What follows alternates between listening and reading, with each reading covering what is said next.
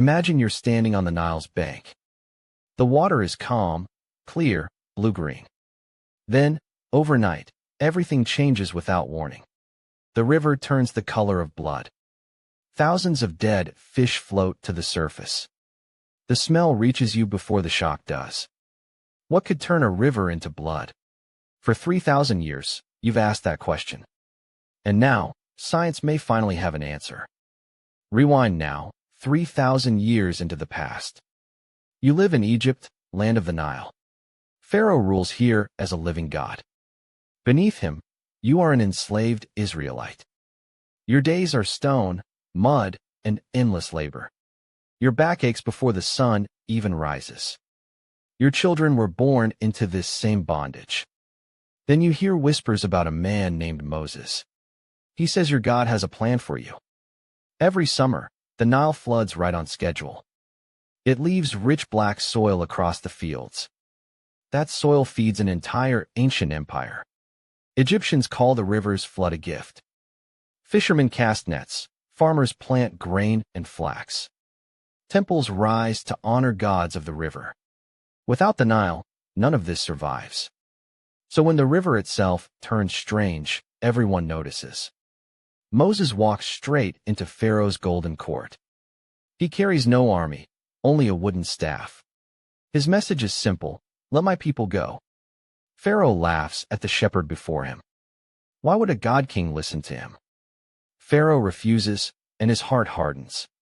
That single refusal changes everything that follows. 10 plagues are about to fall on Egypt. Each one, the story says, worse than the last. This is where your story began, the Nile. Now you watch it turn deep, blood red. Fishermen drop their nets and stare in horror. Priests panic. The river god himself seems cursed. Egyptians dig frantic new wells for clean water. Dead fish pile up along the muddy banks. Is this coincidence, or something else entirely? Pharaoh watches from his palace, unmoved and silent. His magicians copy the trick with their own tricks. The first plague passes, but Pharaoh's heart stays hard. So what really happened on that ancient river? Epidemiologist Dr. John Marr studied this question closely. His theory points to a toxic algae bloom. Certain algae can turn water deep blood red. These blooms drain the oxygen from the river. Fish would have suffocated by the millions.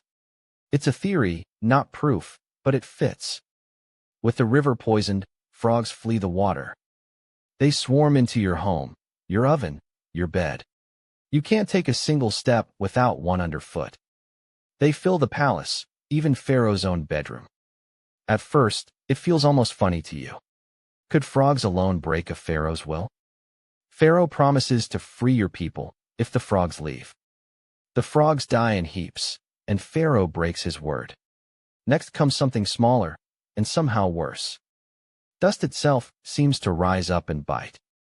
Lice cover your skin, your animals, everyone around you. Even Pharaoh's magicians can't copy this plague. This is the finger of a god, they warn him. Pharaoh turns away from his own advisors. Still, his heart does not soften at all. Then the sky itself darkens with flies. Thick swarms fill every house and every meal. You wave them from your face, your food, your eyes. Strangely, the land where your people live stays clear. Egyptian officials beg Pharaoh to end this suffering. Pharaoh, desperate now, almost agrees to release you. Almost, and then he changes his mind again. Modern scientists have a theory for these insects too. A dying river full of rotting fish breeds trouble. Standing pools left behind become perfect breeding grounds. Mosquitoes and biting flies multiply fast in stagnant water. Nile Delta studies show this exact chain reaction. One disaster was quietly causing the very next one.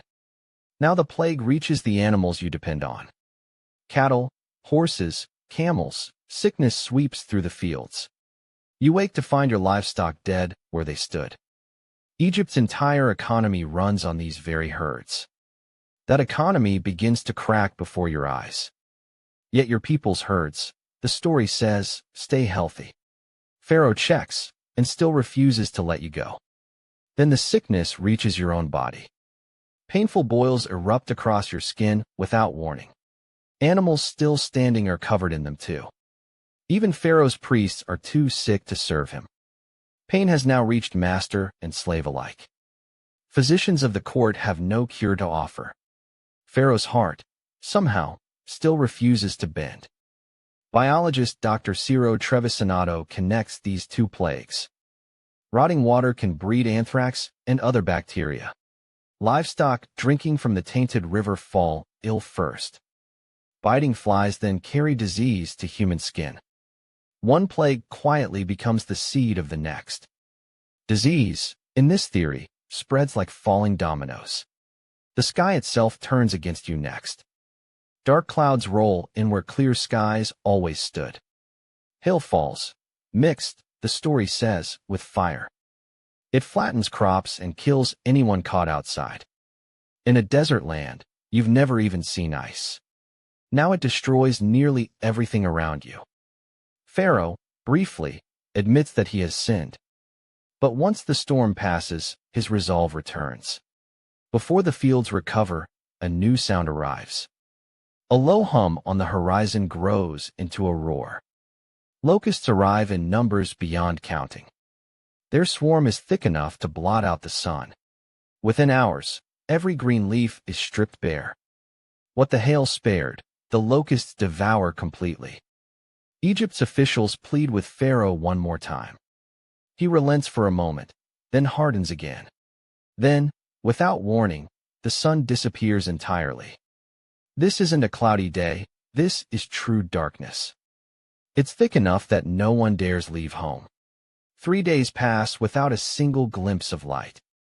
Egyptians grope through a blackness they cannot explain.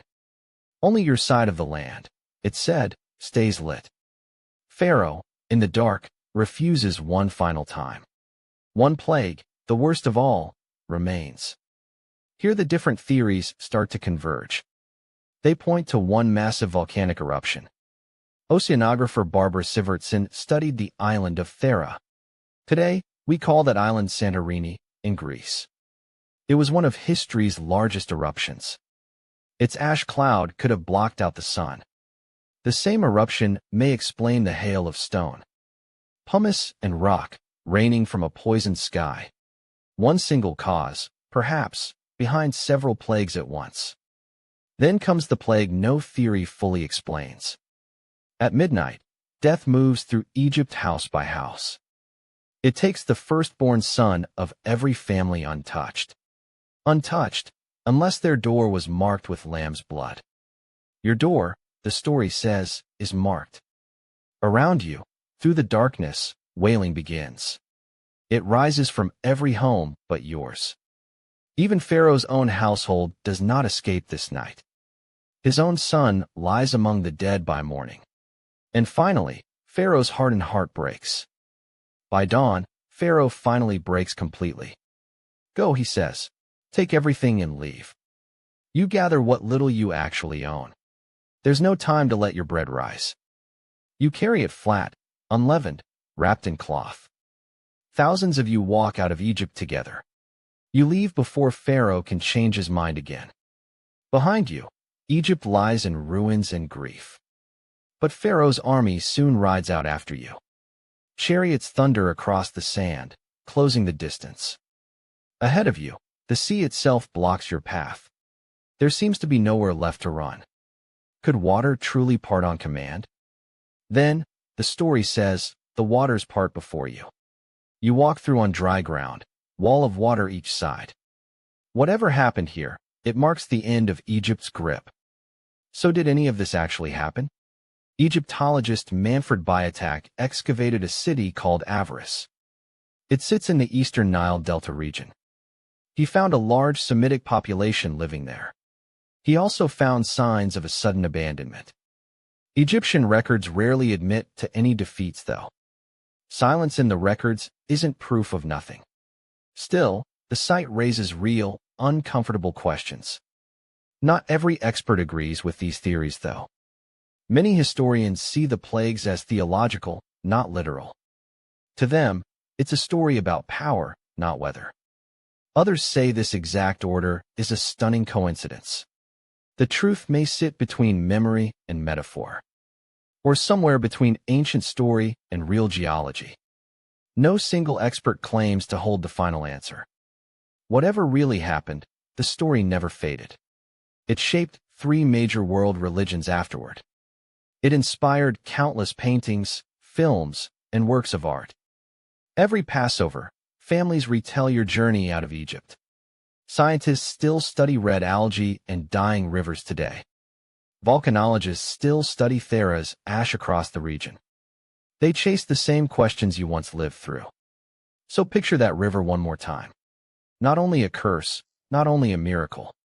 A place where nature, history, and belief collided. You're standing on the banks of the Nile again. The water is calm now, blue-green, flowing on. It flows the same way it always has.